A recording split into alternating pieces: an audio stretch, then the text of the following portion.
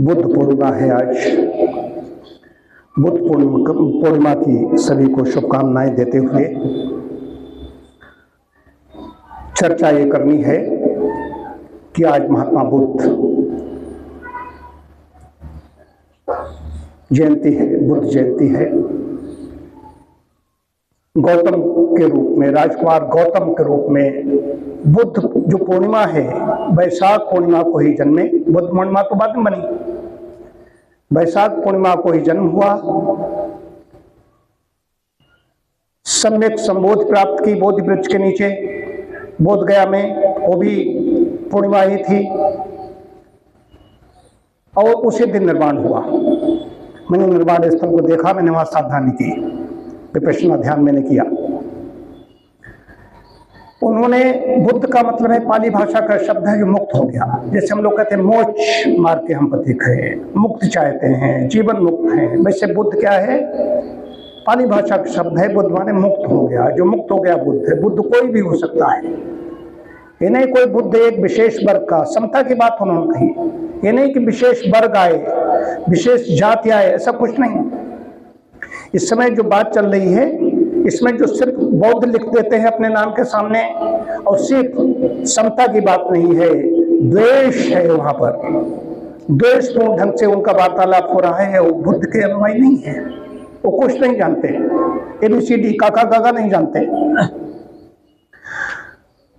उन्होंने सबसे मुख्य बात कही थी, वैसे तो अष्टांगिक मार्ग है, पंचशील का सिद्धांत है, उस सिद्धांत पर चल करके व्यक्ति वहां पर पहुंच जाएगा, मुक्त पा लेगा, मुक्त हो जाएगा। बस क्या है, महात्मा बुद्ध जानते थे।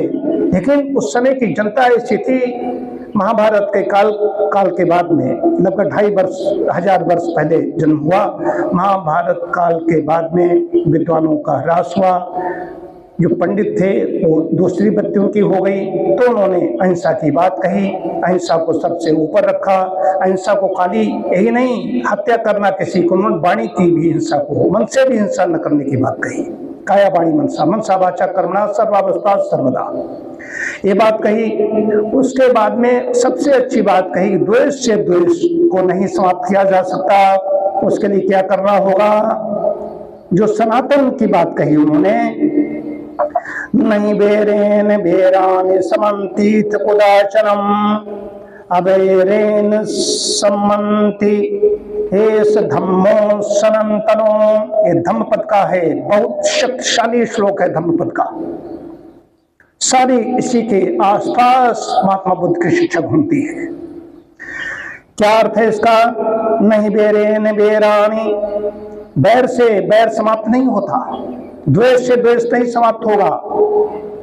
समन्तीत कुदाशनम, देश से देश को कभी शांत नहीं किया जा सकता।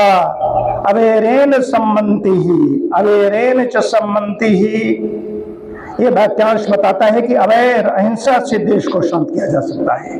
अब उस समय की भौगोलिक वातावरण ऐसा है कि हमारी संस्कृति, हमारी सनातन संस्कृति है, उसमें लोग पथभ्रष्ट हुए हैं, लेकिन इतना नहीं हुए हैं कि इसमें ऐसे ऐसे संप्रदाय आए जो सिर्फ हिंसा को ही बढ़ावा देते हैं। उस समय ऐसी स्थिति नहीं थी उस काल में, ये बाद में आए। 1200-1400 साल का इतिहास है जो वहां पर आए। तो इस समय की परिस्थिति क्या हुई, म्यांमार में देखा, म्यांमार में बौद्ध धर्म बहुत बड़ी घटना है। उसका कहा, जापान का, म्यांमार, श्रीलंका, जितने भी, चीन, हर जगह फैल गया। कहां कहां, काबुल का अंधार वहां फैला। हर व्यक्ति शांति चाहता है, उनका बैठो अंदर देख लो, अपने अंदर झांको, मुक्त हो जाओ। बस वहां पर चीज उनको वो जनताएं नहीं समझ सकती थी उस समय की, उनका कमाओ सीधी सी, ईश्वर क्या है, जीव क्या है, प्रकृति क्या है, इसमें न जाओ, इतनी भी बचा नहीं, सीधे बैठो, तुम रसगुल्ला खाओ, इतनी इस बात बताई। वो नास्तिक नहीं थे। संस्कार कैसे हैं, जनेऊ धारण कर रहे हैं, इधर अवतार भी विष्णु का कहा जा रहा है हमारे पौराणिक उसमें। संस्कार थे, जन्म जन्मांतर के संस्कार थे, वहीं पे पैदा हुए थे आकर के। तो संस्कार लेकर के आया, कहां व्यक्ति पैदा हुआ, राजकुमार के ऊपर पहुंच गया। अगर कोई दीनहीन घर में पैदा होते तो वहां तक नहीं पहुंचते। तो अष्टांगिक मार्ग, पंचशील का सिद्धांत, समता की बात कही, कहीं कोई जात पात नहीं, कोई भी आइए, आओ आओ आओ, तो बैठो और जानो, बुद्ध हो जाओ, मुक्त हो जाओ, मोक्ष को प्राप्त कर लो। निर्वाण की बात कही, निर्वाण मतलब जो मुक्त हो गया, जिसका मोक्ष, जिसने परम पद को जिसने प्राप्त कर लिया, कैवल्य अवस्था जो एक दर्शन में कही गई। यम नियम यहाँ पर, यम नियम ही उधर है, पंचशील है, यम नियम आगे बढ़ते वहां पहुंच जाते हैं, वहां पर पंचशील का सिद्धांत है। मैंने साधना की है, मैं ऐसे नहीं बोल रहा हूं।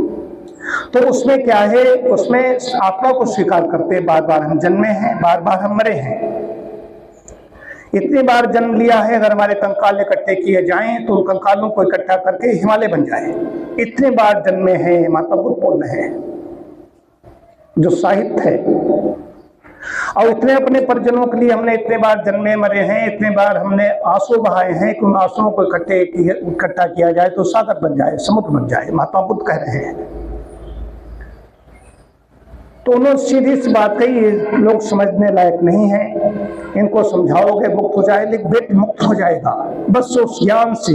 कुछ लोग ज्ञान चाहते हैं, उन्हें ज्ञान चाहिए कि प्रकृति है, ये आत्मा है, ये परमात्मा है, तो मुक्त हो गए। सबसे बड़ी बात आती अनिच्छ शब्द है, पाली भाषा का शब्द है अनिच्छ, हर चीज अनित्य है। माता बुद्ध ने नश्वरता को स्वीकारा, कोई चीज उत्पन्न होती है, हम लोगों ने भी एक जो प्रारंभ किया था, प्रारंभ हुआ, उसका बाद में उसका समापन हुआ, अग्नि प्रज्वलित हुई, अग्नि धीरे धीरे भक्षण करके तो शांत हो जाएगी।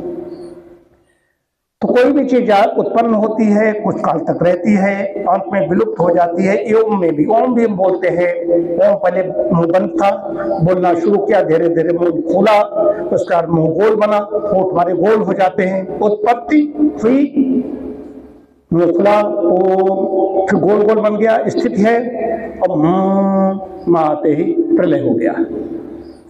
ओम सब कुछ समाहित है, ओम ऐसा नहीं, ये तो प्रणव है। तो उसमें इसी प्रकार से हर चीज अनित्य, अनित्यता का बताया, सिद्धांत बताया, तो इसको जान लो। लेकिन अनिच्छ मुक्त हो जाएगा, वहां पर भी वही बात लागू होती है, बाद में लौट करके आएगा। हर चीज अनित्य है, वहां मोक्ष में भी जाएगा, मोक्ष का भी काल जो वेद में लिखा गया है, इतने अरब, इतने करोड़, इतने मील, इतने वर्ष का दिया गया है, उसके बाद फिर आएगा। तो बहुत बड़ी घटना है, माता बुद्ध के जीवन के कई प्रसंग हैं। तो द्वेष के लिए, जब तक राग है और द्वेष है, किसी के प्रति राग है, ये बहुत अच्छे, ये बहुत अच्छी, राग है जहां पर वो मुक्त नहीं हो सकता, द्वेष है, द्वेष से मुक्त नहीं हो सकती। राग द्वेष समता की, समत्व भाव की बात कही, न राग है न द्वेष है, समता में रहना है। समत्व भाव हमारे अंदर आ गया तो हम मुक्त हो जाएंगे, समता में रहने की बात कही। समता कैसे रह पाएगा, इसके लिए साधना करनी पड़ेगी, बिना साधना के खाली वाणी से नहीं हो पाएगा। तो आज बुद्ध पूर्णिमा है, बैर से बैर का को नहीं मिटाया जा सकता, द्वेष से द्वेष को नहीं मिटाया जा सकता। उन्हें प्रेम की बात है, सत्य करुणा प्रेम, बालकाल से लेकर के वो लक्षण कहते कि पालने में ही पता चल जाते पूत के पांव देख करके, उसी प्रकार से बालकाल से ही जो उनका जो भाई था, चचेरा भाई था, वो उसे आकेट करते हैं। वो बचपन बालकाल में ही, जो माँ का एक कहानी, राजा था या रानी, ये बड़ी अच्छी प्रेरक लगती है, शायद मैथिली शरण गुप्त की है भट्ट साहब, इसकी रचना है, जूनियर में है, जूनियर पढ़ाई जाती है। माँ का एक कहानी, राजा था या रानी, एक हंस गिरा खरसर से हुई पक्ष की कहानी, करुणा भरी कहानी, हाँ हाँ यही कहानी, हाँ माँ यही कहानी। बच्चा कह रहा है, कहता कहानी सुनाओ, कहानी सुनाओ। तात भ्रमण कर, वन उपवन में बड़े सवेरे तात भ्रमण करते थे तेरे, इसके बारे में सुना रहे हैं। तो प्रारंभ में मैंने कहा था, जो धम्मपद का बहुत शक्तिशाली श्लोक है, नहीं बेरे निबेराने समन्तीत कुदाचनम अवेरेन सम्मन्ति एष धम्मो सनातनो। बैर से बैर समाप्त नहीं होता, देश से देश समाप्त नहीं होता, कभी शांत नहीं किया जा सकता। अवैर से, अहिंसा से देश को शांत किया जा सकता है। एष धम्मो सनातनो, ये प्राण है। सनातन धर्म की बात कर रहे हैं, वो इधर उधर बात नहीं कर रहे हैं। उसके बाद जो अनुयायी बने उन्होंने महात्मा बुद्ध की बात कही, उन्होंने कहीं पर भी उन्होंने नहीं इस मत को चलाया, महात्मा बुद्ध ने। उसके बाद भी अनुयायी बने, उसके बाद उन्होंने इसकी बौद्ध धर्म की स्थापना की। वो सनातन धर्म की बात कर रहे हैं कि सनातन व्यवस्था में जो गड़बड़ी हो गई थी, काट छाट करके उनका इस तरीके से तो मुक्त हो पाओगे। एष धम्मो सनातनो, ये इसका मुख्य चीजें बताना चाहता हूँ। सारा सब बहुत शक्तिशाली श्लोक है कि यही सनातन धर्म है जो सत्य, अहिंसा और प्रेम पर आधारित है। खाली कल्पना नहीं है, सत्य को जान लो। ओम शांति शांति शांति।